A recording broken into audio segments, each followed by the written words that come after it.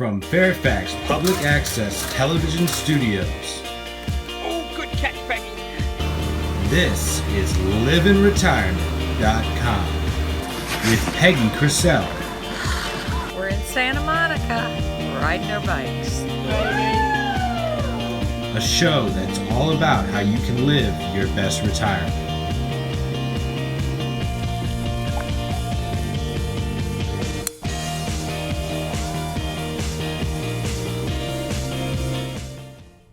Welcome to our new show. I'm Peggy and this is livinretirement.com. That's living without the G, retirement.com. This series is all about our lifestyle in retirement and how we can live our best retirement. Each show within the series will feature topics from our website like how do we keep looking good as we age? Fun things to do in our retirement, nutrition and fitness for our age group, and much, much more. We'll also share some tips from the new concept we developed that outlines an approach for retirement that you can follow that will help you live your best retirement. On today's show, we'll visit a pick your own fruits and veggie farm, hear travel tips from an expert, and see all the action surrounding a free summer concert and lots of other fun stuff too. So let's get started and head out to Burke Lake Park. Welcome everyone. It's a beautiful evening here at Burke Lake Park, and the free summer concert makes it that much better. Tonight, the Randy Thompson Band is playing. There are beer and food vendors, dignitaries from Fairfax County, and lots of people with their blankets, picnic baskets, and lawn chairs enjoying it all. We're going to try to talk to as many folks as we can tonight. I want to introduce you to our Springfield District Supervisor, Mr. Pat Harity. Mr. Harity, this is an absolutely amazing park. Can you tell us a little bit about the park and the concert tonight? Well, first of all, it's a great park, and this is a great venue for our concert series, and we got a series of great bands out here, and one of the things that makes this concert series different than many of them is that we like to highlight our young musicians, so we always start off the show with an opening act of some of our talented high school performers, and no better more beautiful place than Burke Lake Park, and we got great weather tonight, and we're pretty lucky in good weather here at Burke Lake Park on Wednesday nights.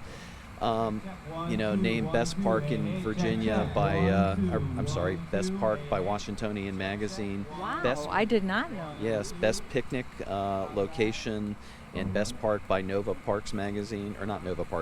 Nova Magazine. And also American Hiking Association rated one of the trails here as one of the top 10 trails nationwide. So this is nationally recognized park, and it's It's beautiful, over 1 million visitors a year. The number one amenity here is clearly the trail around the lake. It's the biggest draw. People come to walk the lake. My wife used to do it with one of the Burke Lake neighbors all the time. My granddaughter loves the miniature train that we have, and the carousel and the ice cream shop, and of course it's a lakefront park, so you've got boating, you've got fishing, and all the great things that come with lakeside parks. That's wonderful. I want to thank you on behalf of everyone in the Springfield District for spearheading this concert series. It's been wonderful. We've all enjoyed it, and we greatly appreciate it. Well, I'm looking forward to another great season. Yeah. I'm here at the Two Silos booth, where you can purchase locally brewed beer here at the park. And I'm here with Justin, who can tell you all about it. Justin, what makes your beer so special? Our beer is very special because it comes locally. We started a brewery here about 2 years ago from Manassas, Virginia.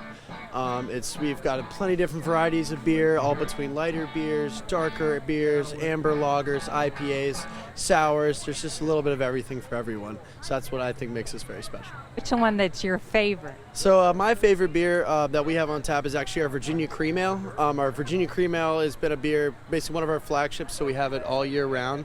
It's been one of our most popular beer since we've opened up. It's a very light blonde ale that's brewed with raw vanilla bean, clove honey, and cane sugar. So it's very light with just a smooth, creamy palate feel to the back end. That sounds like my kind of beer. Oh yeah. Now, do you have a sample for us today? Absolutely. So this isn't our cream ale, but it's pretty much my next favorite beer. It's our Citralicious IPA. Okay. Now it's very citrusy because it's brewed with tangerine puree and citron and mosaic hops, which are two very popular hops a lot of brewers use to get all that citrus feel to it. Okay, great. Let's give it a shot.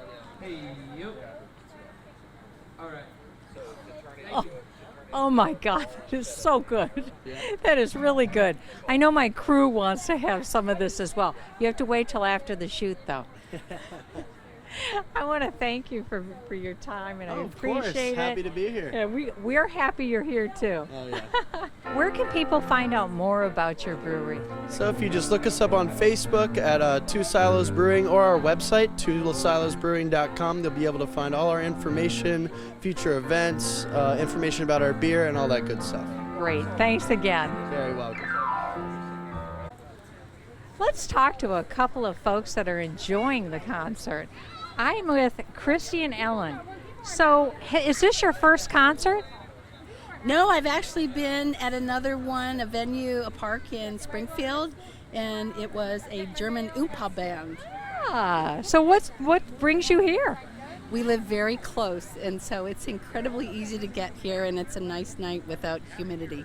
Very good. And we're fans of the Randy Thompson band as well. So, me too. yeah. So we thought it's a beautiful night. Why not come on out right across the street? I love it. Very good. Well, enjoy, and thank you for talking with us. Thank you. We're looking forward. I'm here with Susanne Frankenberger, the Performing Arts Program Manager for Fairfax County Parks Authority, and John Osborne, the Chairman of the Fairfax County Parks Foundation. Susanne and John, this is quite a show. How did it all get started, and how is it free? We started this particular series, Springfield Nights, 2 years ago. It's a partnership between the Park Foundation, Park Authority, and the Spring District Supervisor Office, Pat Harity. The concert series are held throughout the county in partnership with different the district supervisor, and this one is very popular because we get a lot of help through Supervisor Harity office, and it's all paid through contribution from private or corporations. Park Foundation help us to raise the funds, and those funds goes towards paying performers' fees. Here is John Osborne. He can tell you how it's all done. We're a nonprofit organization. We're a fundraising arm of for the Park Authority, and we support lots of things. Not only events like this, but education, environmental education, camp scholarships, trails, open space, and adopted recreation. One of the ways they can find out more about us is going to our website, fairfaxparkfoundation.org. There's a lot more information there. That's wonderful. Thank you so much. Other parks besides Burke have these concerts, and they're also free, as you said. Yes. Where can people find out information about the dates, the times, and which parks have these concerts? We offer over 170 concerts throughout season, summer season. They're held at 17 park venues. It includes anything from children activities and children performances to drive-in movies. Burke Lake Park hosts one of those children's series on Saturday mornings here at the amphitheater. For more information, people can go to the Fairfax County Park Authority /performances. Well, I want to thank you both for all that you do for the Fairfax County Parks. We all appreciate it, and you've really made them one of the best in the country, in my opinion. Now Eric and I are going to sit back and enjoy the show, so I'm going to send it back to the studio. Thanks for watching. Now that was really fun, but more importantly, it got me off the couch in a beautiful park setting with lots of eating and chatting opportunities. It just doesn't get better than that. And if you want more tips on fun things to do, go to liveinretirement.com, do the fun stuff, and check it out. For our next adventure, we're going to go to Hollin Farms. Let's go there now. Welcome back, everyone. Today we're high on the eastern slope of the Blue Ridge Mountains at Hollin Farms. And believe it or not, all of this is only 45 minutes from the hustle and bustle of the DC Beltway. And you don't have to worry about whether the fruits and vegetables are fresh here because you pick them right off the vine.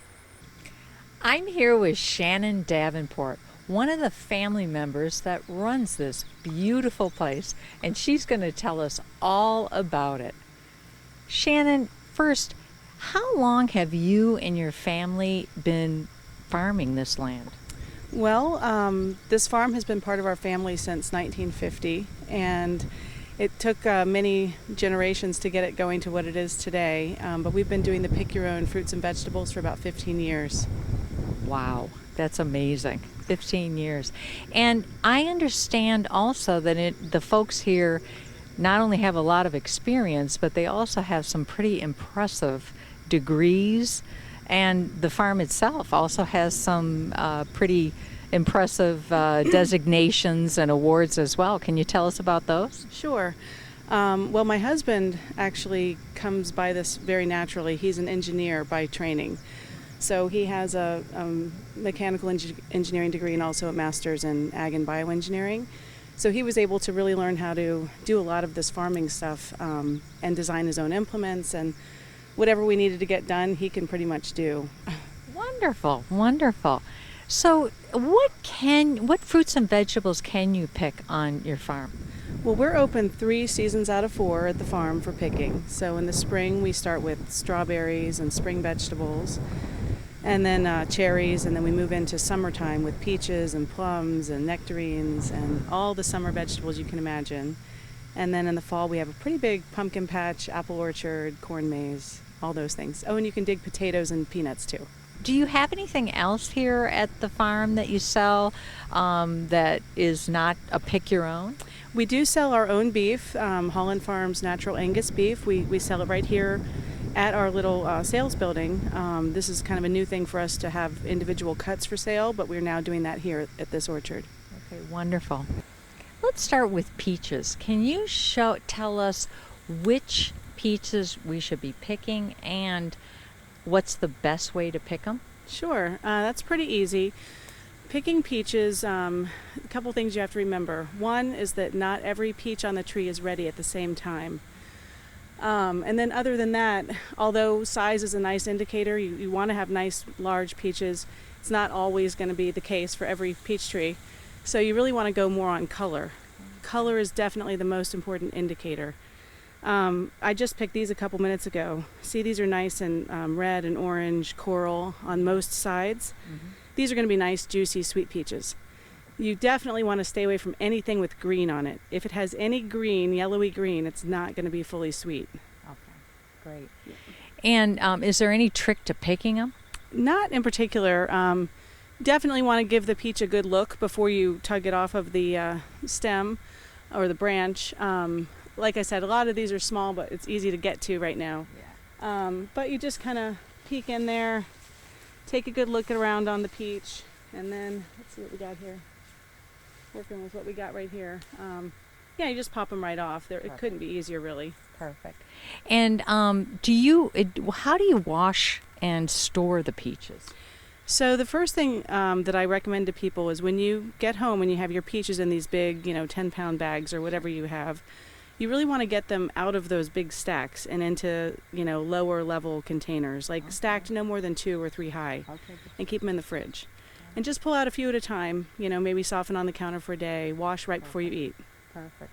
And do you have any good recipes for peaches? I love, there's a really delicious peach blackberry cobbler that I love to make. And I actually have a recipe that I posted on our Facebook page for Hollin Farms. Wonderful. That would be one of my go-tos for summer, especially now when we have blackberries and peaches in. Great. Yeah. Okay, so what would we do with blackberries? How would you pick them, and which ones should we be picking? Sure thing. Blackberries are one of my absolute favorite things we grow, and this is the perfect kind of day to pick blackberries. Nice and sunny, so the sugar is going to be really high in these fruits. One of the things I tell folks when they look out here, what they notice first are all the red ones. They think, oh, raspberries. But no, these are blackberry plants, and what you see that's red, these are all blackberries that are not yet ripe. So you definitely want to stick, when you're in a blackberry orchard area, you want to stick to picking just the really big fat black ones that you see and leave the red ones behind. They will be ready in another week or so. You want to pick ones where the kernels are nice and fat and juicy. Definitely want to look for that. That means it's ready to pick. And when you go to tug on these berries, they should come off pretty darn easily. If they give you too much resistance, that means they're definitely not ready to come off. And how would you wash these berries? I would only wash them right before I was going to use them or eat them, because getting them wet, it just starts the degrading process. So just keep them dry until you're going to use them. Take them home, put them in the fridge, and then just a quick rinse right before you use them. Okay, that's a great tip. The main thing to really know about the berries, we're not spraying a lot of preservatives on these berries, so they do not last. It's pretty much something where you need to have a plan. You pick your beautiful fresh berries, take them home, eat them, do something with them in the next day or so, because berries are meant to be eaten fresh. And I freeze mine and use them later in recipes and things like that. They're delicious. That is an excellent option. I do that too. And then you can even make your best, fresh ice cream, just heavy whipping cream, a little vanilla extract, some sugar in the blender, and then dump in your frozen blackberries and turn it on, and you'll have the most delicious blackberry ice cream in like 1 minute. Oh, I love it. That sounds really good. And you can do that with peaches too. You can really do it with any fruit. And is that recipe on your website or Facebook page? That one never made it on the website. It's just sort of something that we just do. But we could put it on there. Okay, great. Okay, thanks. Okay, so how should we do the corn? So people love to come out and pick their own corn. We have it planted in nice rows, so it's easy to get to. You find a nice walking path. And we got super lucky today because this is a brand new row we just opened. And you just look at the plant. Again, not every single ear is ready at the same time, so you want to be selective. You're looking for something that is kind of like your forearm, a little meat to it. Just find the corn. This one looks good, whereas, for example, this one is not ready. See how small that one is? Oh, yeah, definitely. But this guy is definitely ready. And you just reach in there, kind of snap it off, and then you pick it. This looks like a good ear of corn. And then I would not shuck it until I got home. Okay. You don't. Some people do that, but you don't want to do that. And then you just, when you do get home, peel it back. Oh, wow. You can gorgeous. see. Look at that beautiful bicolor corn. So, I mean, this is so good. My husband would eat it right here, right, just raw. I like to cook it, but just 1 minute in the steamer, or 2 minutes. It's super quick. Is that what you do? Yeah, the fresher it is, the shorter the cooking time, and you really don't want to overcook this. Think more of like heating it. Okay, but question: some people put it in cold water and wait till it boils, or do you wait till it boils and then? I do not do that. I just get myself a nice big pot of boiling water, and I literally, in a big pasta pot, dunk in like 4 or 5 of them for a minute or two, and then pull them out, and they're always perfect. Wonderful.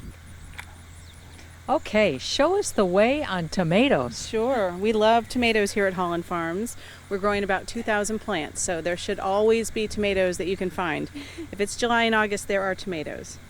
Well, again, you see not every tomato on the bush is ready to pick, so you want to leave the little guys that are green, and instead, if you're looking for a nice ripe tomato, pick just the red ones. A lot of times the really nice big ones are growing toward the center of the plant and low down. So here's another one. Wow, got a beautiful. little funny little spot there, but you just cut that off. Exactly. And it's perfectly good. Yeah, those are beautiful. Thank you. And do you have any good recipes for tomatoes? We keep it really simple. We do a lot of tomato, mozzarella, and basil salads with balsamic vinegar and olive oil. Ditto. And sometimes, after a hot orchard day, we come home, we just want a simple dinner. I'll make an easy gazpacho. Just, grab some tomatoes, chop them up, get a cucumber, some onions, some herbs, basil, cilantro, whatever I find, and just, make it simple. Just whatever you can find to put in there is delicious. How about that recipe? Is that on your Facebook? I guess I need very good. I think I need to get on that, it sounds like. Yeah. Very good. Okay.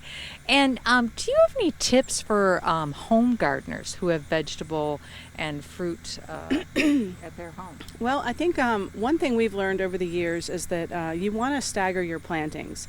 If you really want to have things coming in over the entire season of summer, it's best to maybe start a few tomato plants that are going to produce in June, or that's hard, but maybe early July.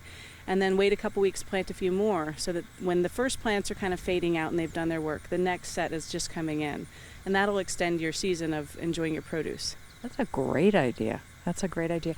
So where can folks find out more information about the farm and the schedule of picking, what's ripe for picking? We have a pretty darn good website that really spells it out for you. On the hollinfarms.com, there is a tab that you can click on for fruits and vegetables, and we always update our website with what's picking this week, what our hours are, because sometimes we do have to tinker with things a little bit if we're expecting bad weather or limited availability, but the website is the way to go. Okay. And we even have charts for ripening dates for the different varieties of peaches, and we do that again for apples as well. Wonderful. Wow. Well, I want to thank you so much for your time and sharing your knowledge and all of this with us. It is so appreciated, and I personally can't wait to start picking. It's my pleasure. And using some of these recipes of yours. They're fantastic. Well, thank you. Thanks for coming. I appreciate it. Okay, thank you. Now Eric and I are going to start picking, so I'll send it back to the studio. Thanks for watching. What a great day that was, and I am still dreaming about those blackberries. They were so delicious and juicy. And I have a video for you on my website that shows you how to freeze fresh berries so that they'll look and taste almost as good as fresh. And if you want more information on that, go to livinretirement.com, the Be Ready tab, and click on Nutrition and Recipes, and it'll be the first recipe up.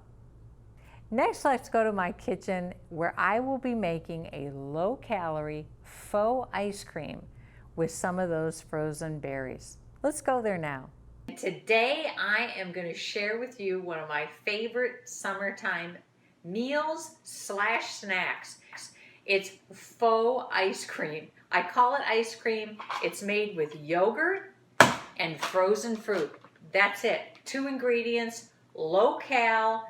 It serves as your protein. It serves as a fruit. You can have it for breakfast. You can have it for lunch. You can have it for dinner. This is going to be my lunch today. It is so simple.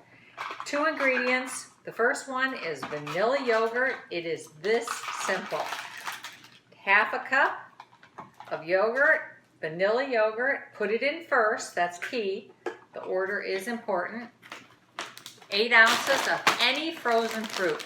So any fruit that I don't eat, if I have leftover peaches or whatever the case may be, I happen to have some leftover blueberries, peaches, and there's some mangoes.